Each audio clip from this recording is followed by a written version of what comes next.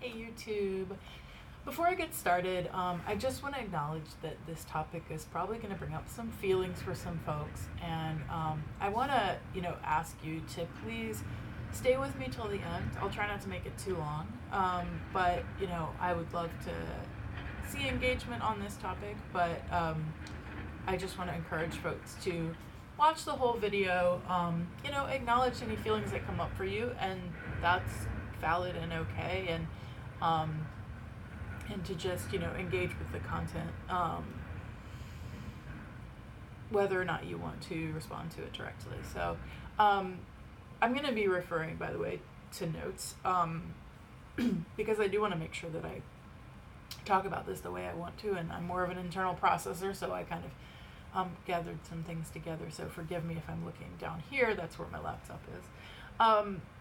So I wanted to make this video because in the past year and a half, I've noticed there have been a few kind of troubling incidents that have happened in the tarot community particularly where someone is pointing to how a visual choice in a deck may cause harm, and particularly may cause harm to people of color or may cause harm around race. So I haven't been personally super involved in really much of the conversation, but I was troubled by this because actually my first assumption when I heard that people were complaining in the tarot community about the kind of level of response around racism was, like, I assumed that what was happening is that a bunch of people were shutting down someone who had said something racist, which is something that I've seen happen a lot in my own communities outside of tarot.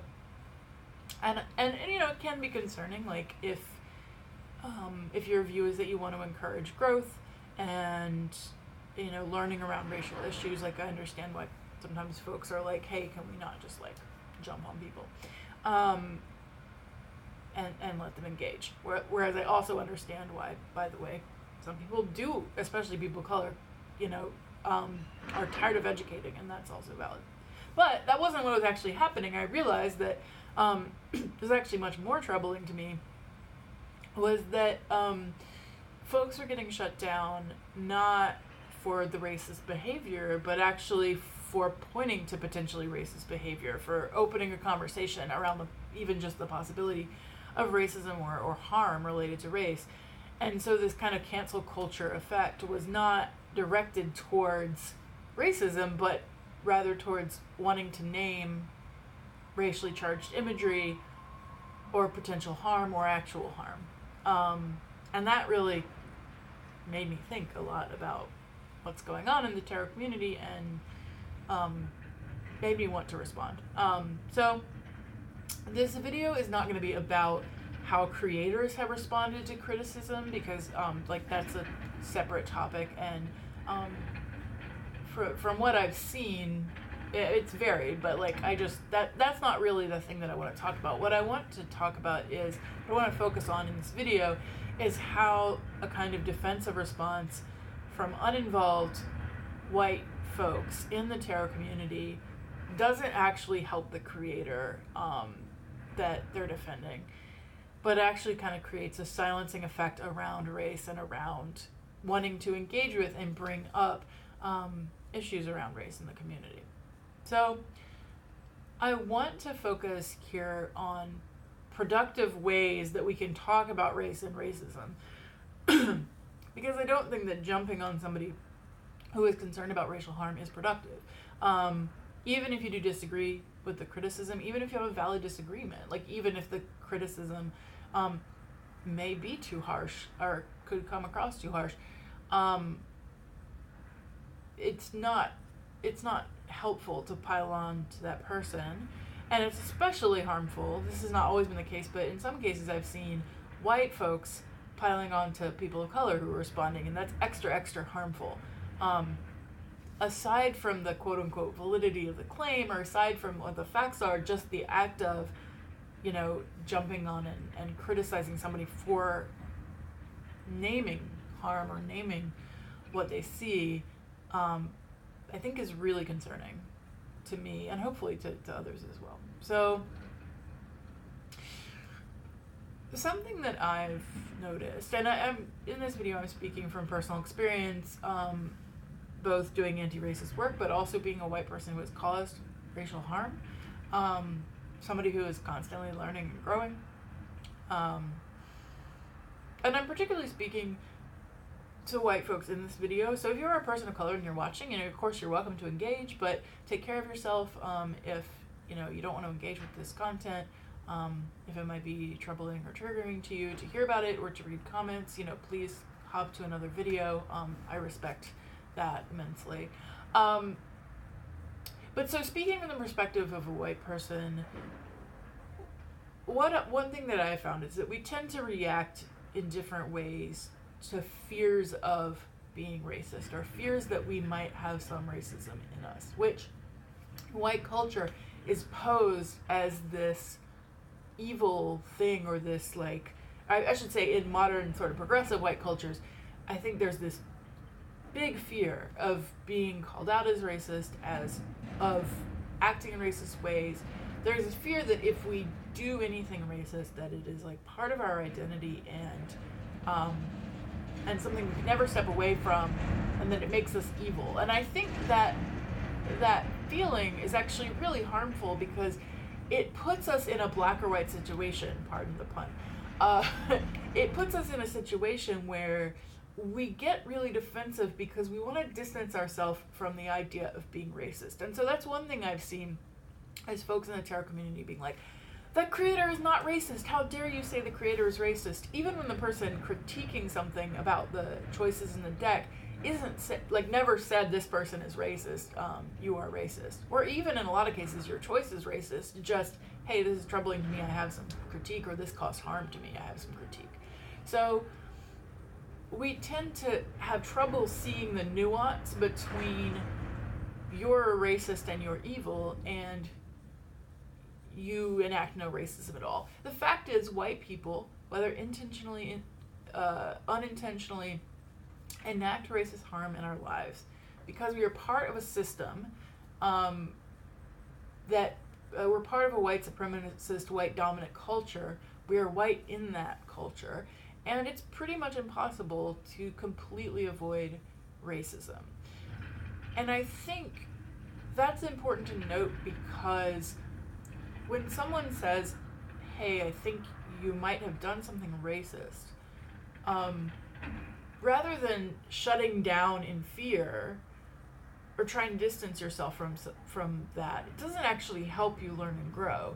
Instead, acknowledging, oh, somebody has told me something about my behavior, whether you agree or not, or whether it is fact or not, just being able to acknowledge and say, okay, it is possible that I have behaved in a racist way.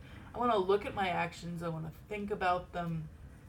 I want to engage with that critique rather than jumping away from it automatically. And it's possible that I did do something racist, and so I can work to not do that next time.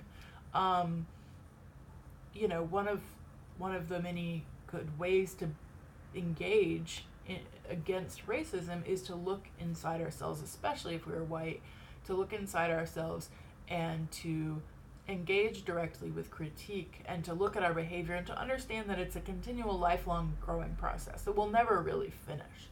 And so there's not a point where you get to the peak and you can say, great, I'm anti-racist and I don't do racist things. That never is going to occur, and that's not the goal. So I think just acknowledging that can be a helpful first step. And so similarly, when we jump in as a third party and say, that person's not racist because I affiliate with them, or they're my friend, we're not actually helping them or the person critiquing.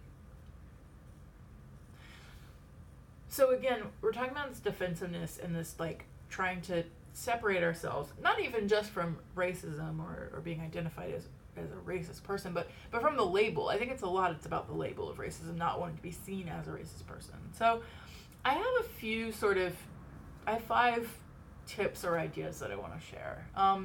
So the first one is not to respond immediately. A pause is almost always helpful in these situations. If you feel yourself having a lot of feelings when someone has described something that might be racist or cause racial harm that someone else has done, or even if someone directly calls someone else out as racist, if you have feelings that you want to protect and defend that person, especially if you are a white person defending another white person, it's always a good idea to just pause, take a breath, have a cup of tea, whatever you need, and ask yourself where your emotional reaction is coming from, because we have this emotional somatic in the body reaction. I really recommend actually a book called My Grandmother's Hands. It's about racialized responses, traumatic responses in both people of color and white people, how our bodies react to racism, to accusations of racism, to other things about race. And it's a really useful read, and it has some specific somatic exercises to kind of acknowledge and help work with this. So My Grandmother's Hands is a great resource if you're interested in learning more about this and working more on your reaction in the body. And it's natural and understandable. We jump into this fight or flight thing because that book describes how we have generations and generations, regardless of your race, of traumatic response, of learned behavior, of somatic in the body response, so that we tend to respond with fight or flight. But when we're in that moment and we're having that emotional response, we're not going to do our best at communicating. We may behave in a way we later regret. We may have a little bit, if you're, tarot folks, we may have a little bit of a Five of Swords moment where we act in strength and we, deliver a blow, and then later we realize we didn't really want to do that, and that wasn't in line with our values.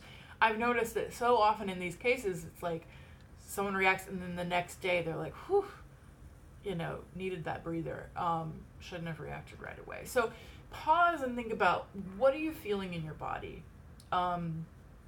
Where is the emotion you're feeling coming from?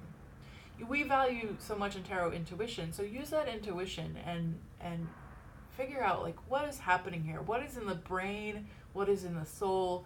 Are you feeling personally attacked by this person's critique? Are you afraid maybe that what's being said is true? Are you maybe over-identifying with the person being critiqued and it feels like an attack on you and therefore you need to respond? Are you maybe operating from a fear of lack, like a fear that your favorite creator might stop creating, and so you want to shut down the criticism because you're afraid that maybe that deck will not be published anymore, or they won't make future decks?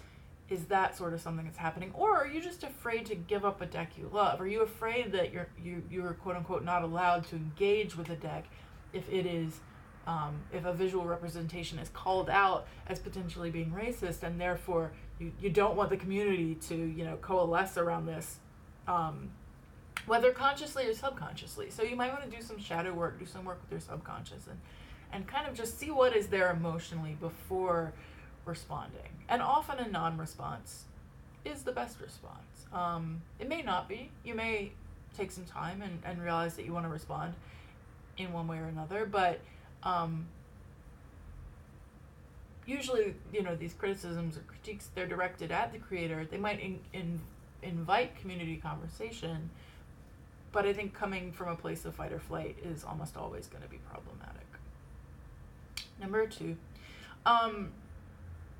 being a creator doesn't mean you're always right. I've noticed some people kind of generically being like, hey, support creators, you don't owe creators or creators don't owe you anything, which in some ways is true, but I also think it's a weird kind of censoring effect to say, don't critique a creator, or so I've heard some people saying well, if you don't like it, just don't buy it. That's the way you should respond. And that is one way to respond, but also it's a perfectly valid thing to bring up concerns publicly.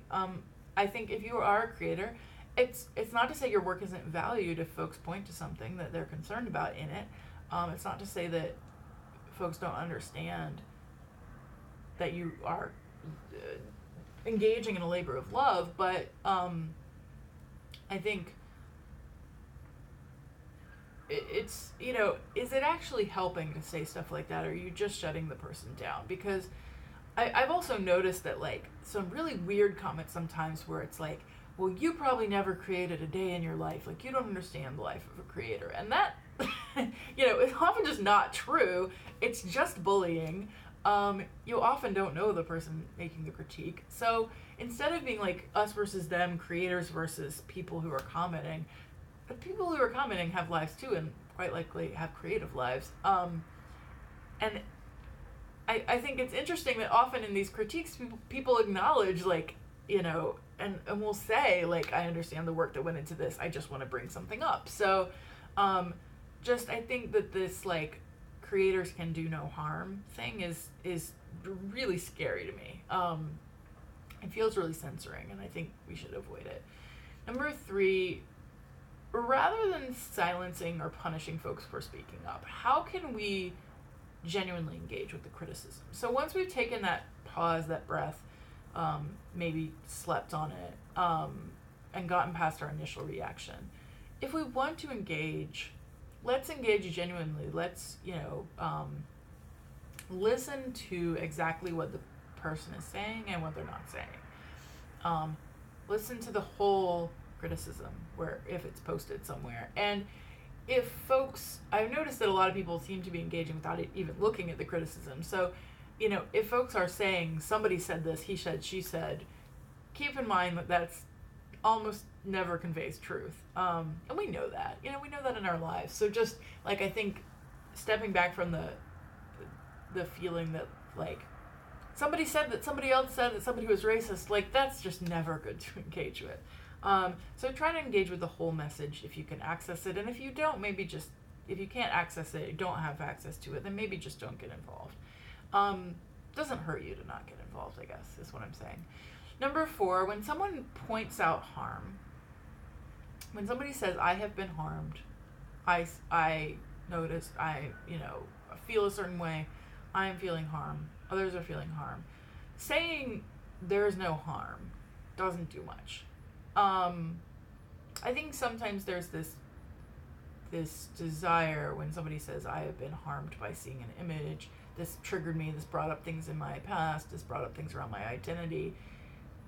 Sometimes people jump to, like, trying to rationalize it and say, oh no, that image isn't harmful because blah blah blah, because the deck creator intended this, or because you totally missed the point.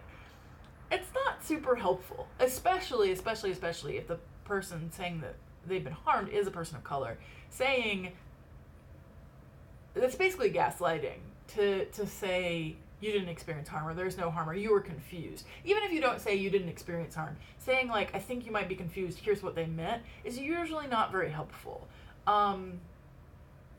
Because even if you have a valid view on the thing, someone else experienced the harm. Somebody else experienced the thing. And usually the person critiquing is trying to make the deck creator aware and say, like, hey, you may not realize this, but this was actually harmful to me. I think it's important to note that we can address harm even if there's no racist intent. There's intent and there's impact. And when we're talking about racism, the impact really matters regardless of the intent. Sometimes there is racist intent, but I think in most of these cases when we're talking about visual imagery in tarot and how it affected people, in the vast majority of cases, it's not that somebody said, I'm going to create a racist image, or I want to stir some shit up and, cause harm. No, I think in pretty much all cases, if not all, it's being brought up for the first time, and the creator themselves may be feeling shame, embarrassment, confusion, all these different things. I don't think it helps to stir up and like jump to this person's defense by explaining different things, because often you find that the creator responds and says, wow, like, I didn't realize, and I feel bad about it, and then everybody jumps in and says, don't feel bad, like, that person's an asshole.